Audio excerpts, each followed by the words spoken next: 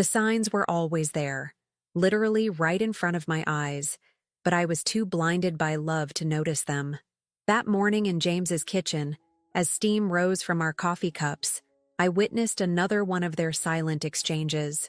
My future mother-in-law, Eleanor, caught his eye across the granite countertop, and something passed between them. A message coded in subtle movements I couldn't yet decipher.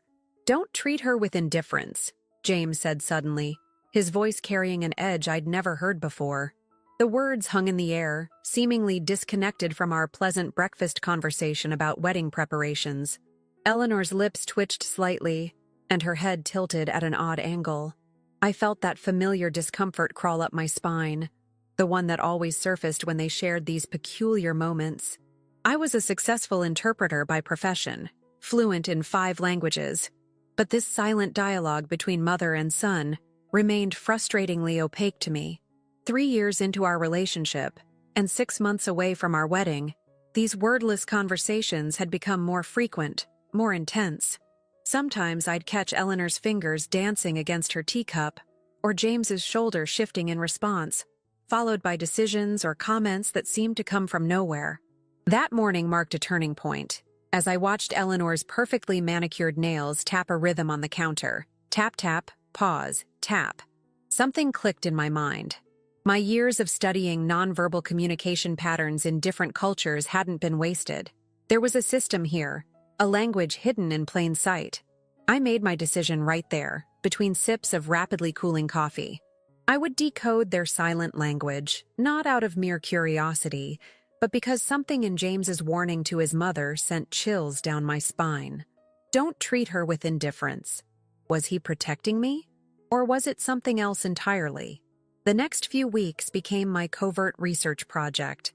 I started cataloging every gesture, every slight movement, recording them in a notebook I kept hidden in my desk at work.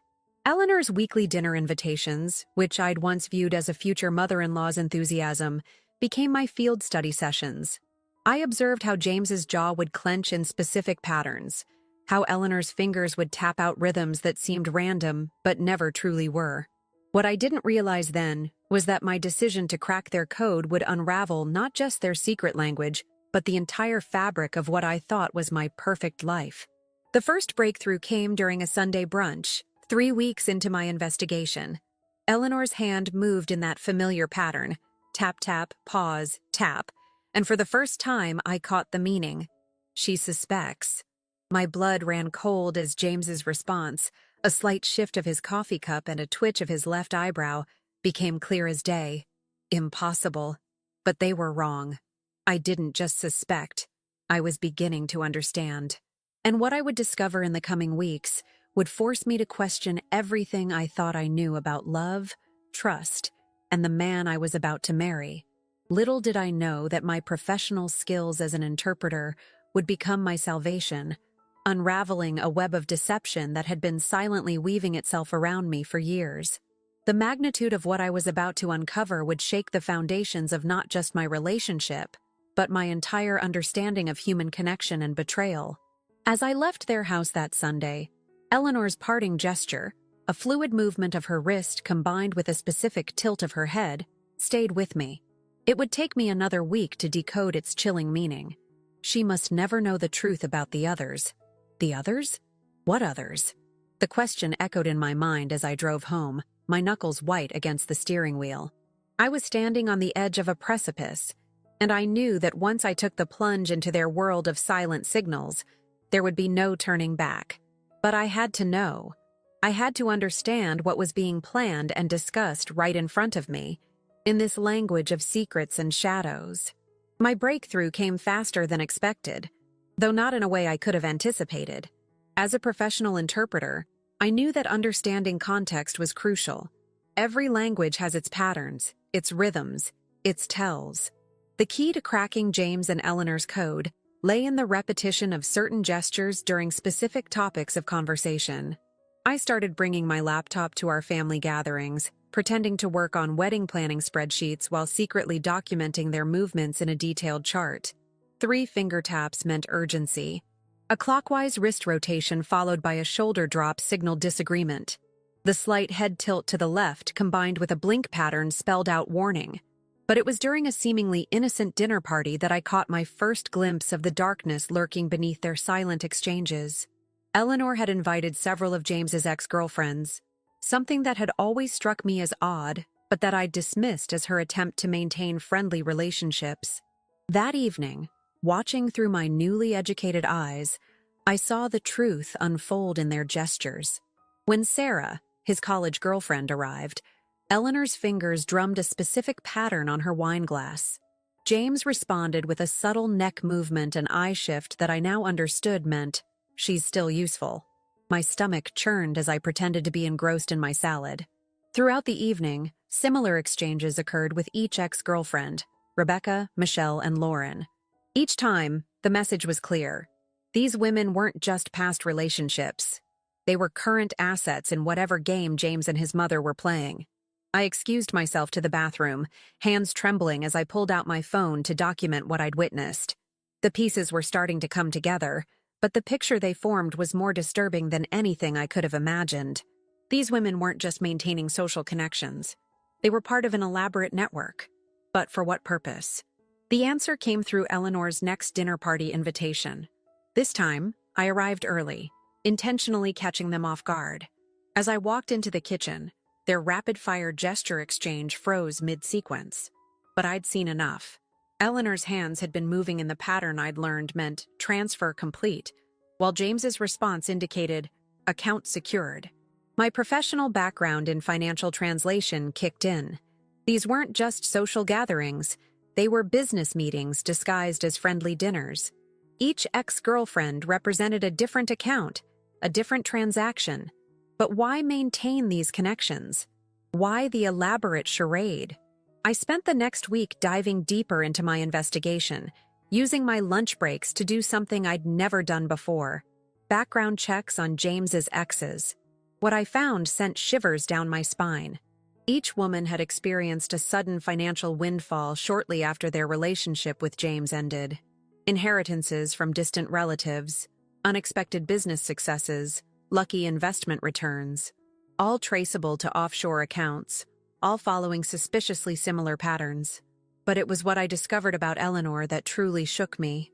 Before her marriage to James's father, she'd been investigated for running a sophisticated investment scheme in 3 different states. The cases had been dropped due to lack of evidence, but the pattern was clear. Now, decades later, she had refined her approach, using her son's romantic relationships as a cover for something much more sinister. The next family dinner, I watched them with new eyes. Every gesture took on a darker meaning. When Eleanor's fingers tapped out, "She's perfect for the Singapore account," I felt my heart stop. James's response, a subtle combination of shoulder and hand movements, translated to, "after the wedding." I was to be their next mark.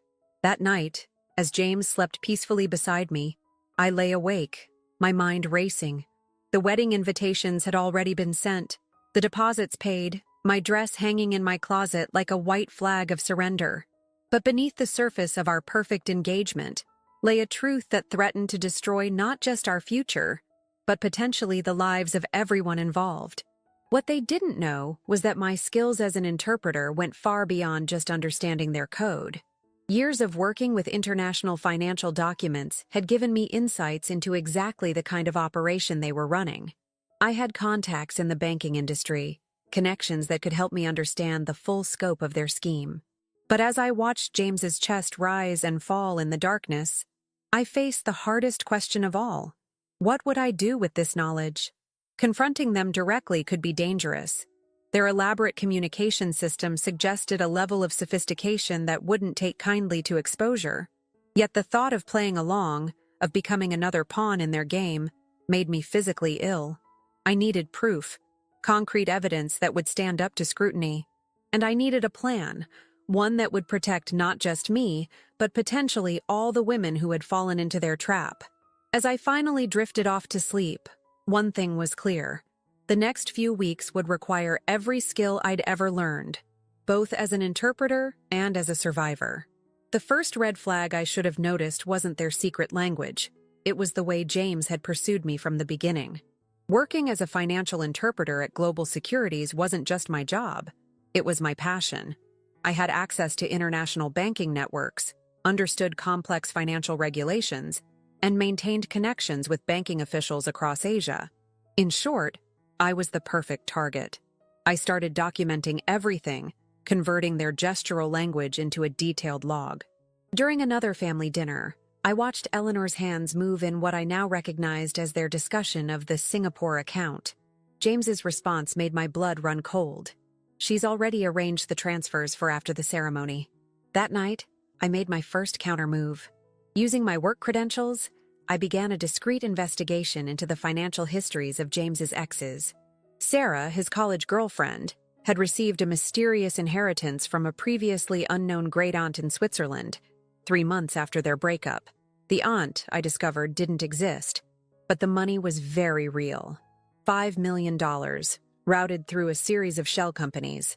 Rebecca's story was similar, a sudden windfall from a successful investment that coincided with her split from James. Michelle had won an unexpected settlement from a business dispute that never appeared in any court records. Lauren had received a substantial grant for her art gallery from a foundation that, upon closer inspection, led back to one of Eleanor's shell companies. I needed to be careful. If they suspected I was investigating, their silent warnings could become something far more dangerous.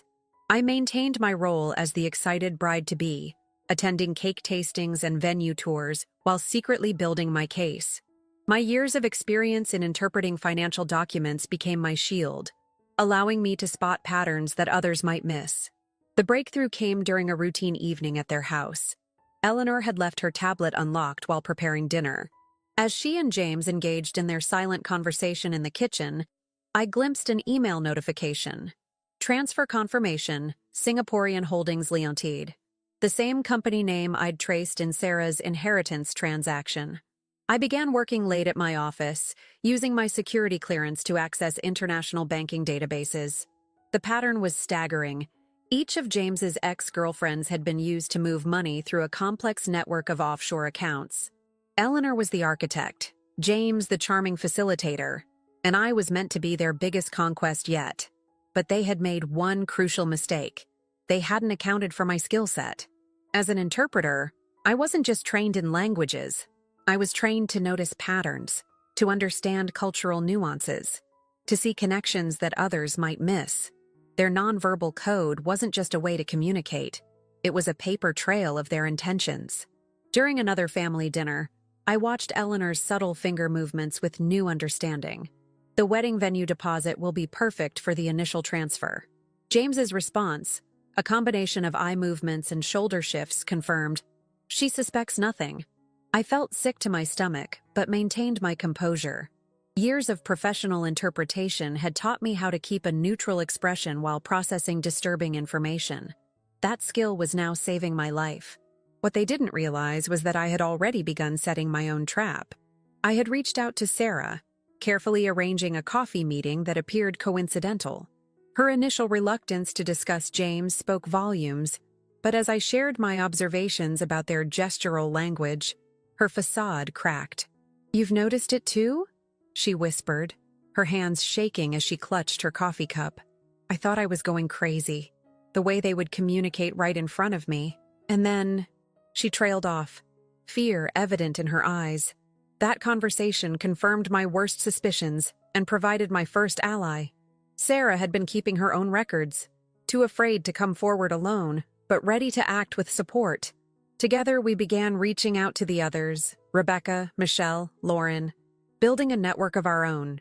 Each woman's story added another piece to the puzzle.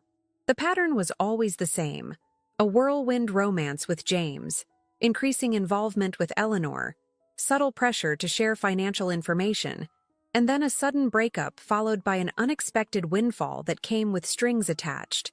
But my situation was different. My position at Global Securities made me valuable enough for them to plan a wedding, to invest months in the long game. The stakes were higher, and so were the risks. As I pieced together their scheme, I realized I wasn't just fighting for myself. I was fighting for every woman they had manipulated and every woman they might target in the future. That night, as I reviewed my growing file of evidence, James called to discuss wedding details. His voice was warm, loving, completely at odds with what I now knew about him. "Mom's so excited about the ceremony," he said. "She's been working on something special for us." I bet she has, I thought, watching my computer screen as another transaction alert popped up from one of their shell companies. The pieces were falling into place, but I needed to be patient.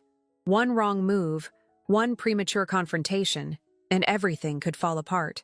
The wedding was 2 months away, and I had to play my part perfectly until then. The hardest part wasn't decoding their silent language anymore. It was maintaining my own performance. Every morning I woke up next to James, kissed him goodbye, and pretended I didn't know he was orchestrating my financial ruin. Every evening, I sat across from Eleanor at dinner parties, smiling as her fingers tapped out messages about which of my accounts they planned to target first. Sarah had become my closest ally in this investigation. We met regularly at a small cafe 3 towns over, far from James and Eleanor's usual haunts. "They've been watching my accounts again," she confided during one of our meetings. "Eleanor's foundation made another charitable donation to my gallery last week. I had to accept it to avoid suspicion, but..." Her hands trembled as she showed me the transfer notification on her phone. I was building a detailed case, but I needed more. Through Sarah, I managed to arrange a seemingly casual lunch with Rebecca and Lauren. Michelle joined us via video call from Chicago, where she'd fled after realizing the true nature of her investment returns. Each woman's story added another layer to the scheme. "James always insisted on joint accounts," Rebecca explained, her voice barely above a whisper. "Said it was about trust and building a future together. Then Eleanor would start showing up at the bank with us, making suggestions about international investments." Lauren nodded, twisting her napkin. "The gallery grant came with so many strings attached. They have ways of keeping you quiet, making you feel complicit. The money looks legitimate on paper, but if anyone started asking questions, the pattern was clear. James would romance them. Eleanor would integrate herself into their financial decisions. And together they would manipulate their victims into positions where speaking out became impossible. But they'd never encountered someone who could decode their private language, someone who understood the intricacies of international finance as well as they did. One evening, during another family dinner, I watched Eleanor's hands move in what I now recognized as their most ambitious plan yet. The Singapore merger will be our biggest yet. After the wedding, her position at Global Securities.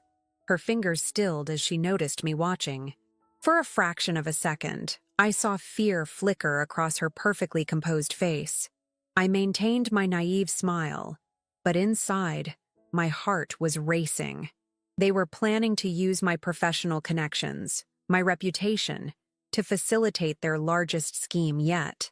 The wedding wasn't just a commitment ceremony. It was a business merger, and I was the unwitting CEO about to sign away everything. That night, I made a crucial mistake. While James was in the shower, I received an encrypted email from Sarah containing new evidence. I was so engrossed in the documents that I didn't hear the water stop. James walked into our home office just as I was closing the laptop. "Working late again?" His tone was casual, but his hands moved in that familiar pattern, a question to Eleanor who wasn't even present. I realized with horror that they had a surveillance system in place. His movements were being recorded, transmitted somehow. "Just finishing up some translation work," I replied, forcing a yawn. But as I stood to leave the room, I noticed his shoulder tick, the signal for verify. The next day, Eleanor invited me to lunch, just the two of us. It was the first time she'd ever made such a request. As we sat in an upscale restaurant, her fingers danced across the tablecloth in patterns I now understood perfectly. "We may need to accelerate our timeline." I felt the walls closing in. They were suspicious, perhaps not of the full extent of my knowledge, but enough to consider me a potential threat. I needed to act faster, but rushing could destroy months of careful investigation. The evidence I'd gathered was substantial, but not yet conclusive enough to ensure their scheme would be fully exposed. That afternoon, I received a text from Sarah. "They're asking questions about you. Be careful." Shortly after, James called to suggest moving the wedding date up. "Why wait?" he said cheerfully. "Mom's already done most of the planning." I agreed enthusiastically, knowing that every day mattered now. My files were growing, the network of victims was expanding, and I was close to uncovering the full scope of their operation. But as I ended the call, I caught my reflection in my office window. The fear in my eyes was becoming harder to hide. That evening, as I reviewed my evidence one more time, I realized I had overlooked something crucial in their pattern. Each of James's previous relationships had ended abruptly, usually after a significant financial milestone. What if the wedding wasn't their end game? What if it was just the beginning of something much worse? I made my move 3 weeks before the newly scheduled wedding date. The catalyst was a gesture I caught Eleanor making when she thought I was absorbed in cake tasting. Once she's gone, her network becomes ours. James's response chilled me. Clean break, like the others. My position at Global Securities became my sanctuary. I had already quietly transferred my most sensitive files to a secure server. Documentation of every transaction pattern I'd uncovered. The evidence was damning. Shell companies, falsified inheritance claims, manipulated investment returns, all connected to Eleanor's foundation and James's string of broken engagements. Sarah's gallery became our command center after hours. We gathered there one night. Sarah, Rebecca, Lauren, and Michelle via encrypted video call. Each woman brought her own pieces of the puzzle. Bank statements, suspicious transfers, threatening emails from Eleanor's foundation. They're getting sloppy, Michelle reported from Chicago. The last transfer they tried to push through my accounts triggered an automated alert. They're rushing something big. Lauren nodded, spreading out her gallery's financial records. The foundation tried to move another grant through last week. When I delayed signing the paperwork, Eleanor showed up at my door the next morning. I shared my latest discovery, evidence that Eleanor's foundation was preparing for a massive transfer, timed to coincide with my wedding day. The amount made everyone gasp. $50 million, routed through a complex network of accounts that only someone with my security clearance could authorize. That's when Rebecca revealed something that changed everything. James was married before, she whispered, before any of us. Her name was Diana Chen. She worked at a bank in Singapore. My blood ran cold. Diana Chen, the name had appeared in my research, but I'd dismissed it as another business contact. Now, searching through Singapore's financial records, I found the truth. Diana had died in what was ruled a suicide, 2 days after flagging suspicious transactions from Eleanor's foundation. I thought I'd been careful, but I'd underestimated their reach. That night, returning home, I noticed unfamiliar cars parked along our street. My phone began acting strangely, calls dropping, messages delayed. They were watching me, just as they'd watched Diana. James became more insistent about wedding preparations, his gestures to Eleanor increasingly urgent. Everything must be perfect. But I caught the underlying message in their silent exchanges. No loose ends this time. I set my plan in motion. First, I contacted an old colleague at Interpol's Financial Crimes Division, someone I'd worked with on international fraud cases. Then, I reached out to Diana's family in Singapore, using a secure line from my office. What I learned from Diana's sister confirmed my worst fears. Diana had discovered Eleanor's scheme, just as I had. But she'd confronted them directly, thinking her position at the bank would protect her.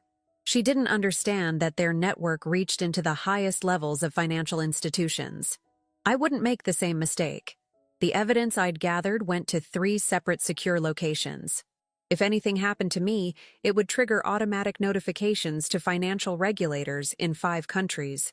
The next family dinner became a dangerous dance. Eleanor's fingers tapped out instructions about the Singapore accounts, while I pretended to fuss over flower arrangements. James kept touching my shoulder, a gesture I now recognized as reassurance to his mother. She suspects nothing, but their confidence was their weakness. They believed their silent language made them invincible, never imagining that someone could crack their code. As Eleanor detailed their plans for the wedding day transfers, I was recording every gesture, every movement, building the final pieces of evidence we needed. Sarah called late that night, her voice trembling. "They're closing in. Eleanor's foundation just filed paperwork to absorb my gallery." I assured her our countermoves were in place. but I heard the fear in her voice. We were all walking a tightrope now. The next morning, I made my final preparations. The wedding was a week away, and Eleanor had insisted on a private dinner. Just the three of us. As I dressed for what I knew would be our last family gathering, I touched the recording device hidden in my necklace. Everything hinged on tonight, on capturing their silent confession in a way that would stand up in court. What they didn't know was that while they'd been watching me, others had been watching them. The trap was set, but one wrong move would spell disaster. As I drove to Eleanor's house, Diana's fate weighed heavily on my mind. I had to be smarter, more careful, more strategic than she had been. Tonight, their silent language would finally speak volumes. Eleanor's dining room had always felt like a stage, but tonight the air was thick with unspoken tension. The elaborate table setting, the carefully selected wine, the soft classical music, all part of their performance. I watched Eleanor's hands move as she served the appetizers. Everything is prepared for next week. James squeezed my hand under the table. His thumb tracing patterns I now understood meant, trust us completely. The irony wasn't lost on me. My necklace felt heavy, its hidden recording device capturing every gesture, every movement. In my purse, my phone was silently streaming our location to Sarah, who waited with our assembled evidence at a secure location. I've been thinking about Diana Chen, I said casually, taking a sip of wine. The reaction was instant. Eleanor's hand froze mid-air, and James's shoulder twitched in their warning signal. I pretended not to notice, continuing. She worked at United Global in Singapore, didn't she? Such a tragedy about her suicide. Their silent exchange was frantic now. Eleanor's fingers danced across her napkin. She knows. James's response was subtle but clear. Impossible to prove. The wedding venue you chose, I pressed on. It's beautiful. Right next to the marina where Diana was found. I kept my voice light, conversational, even as I saw James's hand move in what I now knew was their signal for immediate action. Eleanor's smile remained fixed, but her gestures screamed panic. We need to end this now. James's response was a barely perceptible nod. I felt his hand move toward his pocket, where I knew he kept his phone. One call would set their contingency plan in motion, the same plan they'd used on Diana. But I was ready. Before you make that call, James, I said quietly, you should know that everything you're signaling to your mother right now is being recorded and translated. Every gesture, every movement. I can read them all. The silence that followed was deafening. Eleanor's hands went still, and James's face drained of color. I pulled out my phone, displaying the app I'd developed with Sarah's tech team, a real-time translation of their gestural language playing across the screen. Fascinating system you've developed, I continued, my heart pounding, but my voice steady. Using subtle movements to discuss your plans right in front of your victims. Very efficient. Until someone cracks the code. Eleanor recovered first, her hands moving rapidly. She's bluffing. But I translated her gestures out loud, watching their faces pale further. Then I began reciting their previous conversations. Dates, times, exact gestures, and their meanings. Every discussion about the Singapore accounts, every plan for the wedding day transfers, every mention of their previous victims. Diana figured it out too, didn't she? I said, watching Eleanor's hands tremble. But she confronted you directly. Amateur move for someone in financial crimes. She didn't understand the depth of your network. James started to stand, but I raised my hand. I wouldn't. The evidence is already with Interpol's Financial Crimes Division. Sarah, Rebecca, Lauren, Michelle. They're all working with investigators right now. Everything triggers if I don't check in every hour. Eleanor's mask finally cracked. Her hands moved in desperate patterns. We can negotiate. I translated this aloud too, watching her face contort with rage and fear. Here's what's going to happen, I said, my voice hard. You're both going to sit there while I call in the team that's been waiting outside. Then you're going to explain exactly what happened to Diana Chen. And then you're going to return every dollar you've stolen from every woman you've targeted. James tried one last time, his hands moving in what he thought was their unbreakable code. You'll never prove it. I smiled, touching my necklace. I already have. I'm an interpreter, remember? And everything you've just signaled is admissible evidence. The sound of cars pulling up outside broke the tension. Eleanor's hands moved one last time, a desperate plea for escape. But as federal agents flooded into the dining room, I saw something I'd never seen before. Both mother and son completely, utterly silent. The next 48 hours passed in a blur of statements and depositions. I watched from behind one-way glass as Eleanor's perfectly manicured hands moved in increasingly desperate patterns, trying to signal to James in separate interrogation rooms. But their silent language had lost its power. Every gesture was now evidence against them. Diana Chen's sister flew in from Singapore, bringing with her a stack of her sister's journals. Reading them was like looking into a mirror. Diana had documented the same patterns, the same subtle movements, the same growing suspicion, but she'd confronted them alone, thinking her position would protect her. The journal entries stopped abruptly, 3 days before her death. She knew, her sister told me, hands clutching Diana's final journal. She tried to warn others, but they made her sound unstable. The bank directors, the police. Everyone believed Eleanor's version of events. She paused, wiping tears. Until now. The investigation revealed the full scope of their operation. Eleanor had perfected her scheme over decades, using James's charm to target women in finance. Each victim was carefully selected, groomed, and then systematically stripped of assets through a complex web of fraudulent transactions. My wedding would have been their masterpiece, a way to access Global Securities International networks. Sarah organized a meeting at her gallery, now free from Eleanor's foundation's control. All the women gathered, some in person, others via secure video call. As federal agents compiled evidence from our combined testimonies, I watched these strong, successful women begin to reclaim their narratives. I thought I was crazy, Rebecca admitted, her voice stronger now. The way they could communicate right in front of me, making decisions about my life without saying a word. When I tried to tell my friends, they said I was being paranoid. Lauren nodded, spreading out the gallery's new, clean financial records. They didn't just take our money. They took our trust, our confidence, our ability to believe in ourselves. Making us think we were imagining things was part of their strategy. Michelle's face on the screen showed relief as she announced her return from Chicago. The authorities have frozen all the foundation's assets. They're tracking down every fraudulent transfer, every fake inheritance, every manipulated investment. The evidence I'd gathered proved crucial. My recordings of their gestural language, combined with financial records and testimony from their previous victims, created an airtight case. Eleanor's carefully constructed empire was crumbling, and with it, the power she'd held over so many lives.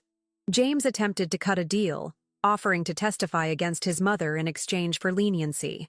But their silent language betrayed them one final time. I caught their attempted coordination during cross-questioning, providing prosecutors with even more evidence of their collusion. Diana's case was reopened. The mysterious circumstances of her death, once dismissed as suicide, were now being investigated as a potential homicide. Eleanor's network of influence, which had once protected them, was now being exposed and dismantled. 1 month after the arrest, I stood in my empty apartment, packing away the last traces of my life with James. The wedding dress still hung in its garment bag, a symbol of how close I'd come to becoming another victim in their scheme. But as I took it down, I felt only strength. I'd turned their weapon, their secret language, against them, and in doing so, had given voice to all the women they'd tried to silence. The doorbell rang. Sarah, Rebecca, and Lauren had arrived to help me move. As I opened the door, I saw in their faces the same determination that had helped us bring down Eleanor's empire. We weren't just survivors of a sophisticated fraud scheme. We were the women who had decoded their silent language and spoken the truth out loud. "Ready?" Sarah asked, picking up a box. I took one last look at the apartment where I'd almost lost everything, but instead had found my greatest strength. "Ready," I replied, closing the door on that chapter of my life. That evening, as we sat in Sarah's gallery celebrating our victory, I received a message from Diana's sister. The Singapore authorities had found new evidence in Diana's case. Eleanor and James would face additional charges, Justice, so long silenced, was finally finding its voice. 6 months after Eleanor and James's arrest, I found myself standing before a room full of financial professionals at an international banking conference. My presentation, Decoding Financial Fraud, the Silent Language of Deception, had drawn hundreds of attendees. The irony wasn't lost on me. I was using my interpreter skills in ways I'd never imagined. The most sophisticated predators don't use force, I explained to the attentive audience.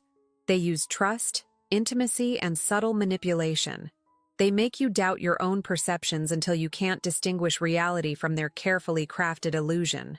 The evidence from Eleanor and James's case had exposed a pattern spanning 2 decades. 17 women across 3 continents had been targeted. The total amount stolen exceeded $100 million. But the financial losses were just the beginning. The emotional toll, the shattered confidence, the years of self-doubt had left deeper scars. During the trial, Eleanor maintained her composure until I took the stand. As I translated their recorded gestures for the court, demonstrating how they had discussed their victims right in front of them, her facade finally cracked. Her hands moved frantically, trying to signal to James. But now everyone could read their silent language of deception. James received 15 years for his role in the scheme. Eleanor, given her history and the mounting evidence in Diana's death, faced a longer sentence. The judge was particularly moved by the testimony of their victims, accomplished women who had been systematically targeted and gaslighted. Diana's case brought justice too late for her, but her sister found peace in knowing the truth. The investigation revealed that Diana had compiled extensive evidence against Eleanor and James. They had silenced her before she could expose them, but her death ultimately contributed to their downfall. My work took on new meaning. Global Securities promoted me to head of their fraud prevention division, where I developed programs to help financial institutions recognize similar schemes. The gestural language analysis techniques I'd created became part of international banking security protocols. Sarah's Gallery hosted our support group meetings. Women from around the world contacted us, sharing stories of similar experiences. We created a network dedicated to helping potential victims recognize the warning signs of financial manipulation disguised as romance. Watch for the patterns, I advised during counseling sessions. Trust your instincts. If someone seems to be communicating in ways you can't quite understand, if decisions are being made without your full awareness, step back and document everything. Rebecca started a consulting firm specializing in protecting women's financial interests during relationships. Lauren's Gallery became a center for advocacy art, highlighting stories of survival and empowerment. Michelle returned to Chicago to establish a legal aid organization for victims of financial abuse. The money they had stolen was gradually recovered. Eleanor's extensive network of shell companies and hidden accounts was dismantled, each discovery leading to the return of funds to their rightful owners. But the real victory was in restoring these women's trust in themselves. One evening, as I finished a counseling session with a new group member, she asked me a question that struck deep. How did you find the courage to face them alone? I wasn't alone, I replied, thinking of Sarah, Rebecca, Lauren, Michelle, and Diana's sister. None of us were ever really alone. They just made us feel that way. Their power lay in isolation, making each of us think we were crazy, paranoid, or oversensitive. But when we came together, when we shared our stories and combined our evidence, their silent language lost its power. As I drove home that night, I thought about the wedding dress I'd donated to a women's shelter. They'd sold it and used the money to fund their financial literacy program. It felt right, transforming a symbol of deception into a tool for empowerment. My phone buzzed with a message from Diana's sister. She'd started a similar support group in Singapore, using the materials we'd developed. Our network was growing, creating a safety net for women who might otherwise fall prey to sophisticated predators like Eleanor and James. A year had passed since the trial when I received an unexpected email from one of Eleanor's earliest victims. Catherine Torres had read about our case and recognized the pattern from her own experience 25 years ago. She'd lost everything to Eleanor's scheme back when James was just a teenager learning his mother's silent language. I never thought I'd see justice, she wrote. I'd convinced myself it was all my fault. I invited her to speak at our next support group meeting. As Catherine shared her story, I watched the faces of other survivors, each recognizing pieces of their own experience in hers. Eleanor's conviction had opened floodgates of testimony spanning decades. The trial had revealed something none of us expected. James wasn't Eleanor's first partner. Her own husband, James's father, had been her original accomplice until his mysterious disappearance 30 years ago. The investigation into his case was ongoing, adding another layer to Eleanor's web of deception. In prison, Eleanor made one final attempt to maintain control. She tried to use her silent language during supervised visits with James, but the gestures we'd documented were now part of the prison's security protocol. Their secret world had become their cage. James showed signs of breaking free from his mother's influence. During his last appeal, he finally spoke the truth about Diana's death. His testimony provided closure for her family and led to additional charges against Eleanor. It wouldn't reduce his sentence, but it marked the first time he'd chosen truth over loyalty to his mother. The documentary about our case premiered at an international film festival. Silent Signals followed the stories of Eleanor's victims, highlighting how financial abuse often hides behind respectability and charm. The film ended with Diana's sister opening a women's financial empowerment center in Singapore, named in her memory. Global Securities implemented new security protocols based on our experience. My department developed training programs to help financial professionals recognize subtle signs of coercion and manipulation. Banks around the world adopted our guidelines for protecting clients from relationship-based fraud. Sarah's Gallery hosted an exhibition called Breaking the Silence, featuring works by survivors of financial abuse.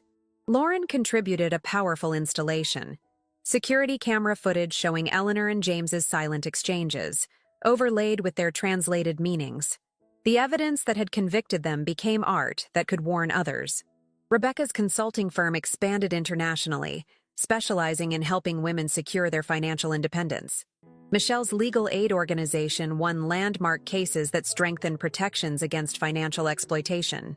Our network of survivors became a powerful force for change in the financial industry. One morning, I found a letter from James in my office mail. Prison had aged him, but his handwriting was steady as he explained how Eleanor had trained him from childhood, using their silent language to isolate him from normal relationships. "I'm not asking for forgiveness," he wrote. "I'm finally learning to speak for myself." The letter went into my files, along with the others. Each piece of evidence, each survivor's story, each small victory against financial abuse helped illuminate the dark corners where predators like Eleanor operated. Our work wasn't just about justice anymore. It was about prevention, education, and empowerment. During my last counseling session of the year, a young banker sought my advice about suspicious patterns she'd noticed with a wealthy client. As I helped her document the warning signs, I realized how far we'd come. The silent language that Eleanor and James had used to deceive had become a tool for protection, its patterns now serving as warnings rather than weapons. Diana's journal sits on my desk, a reminder of the woman who first tried to expose Eleanor's scheme.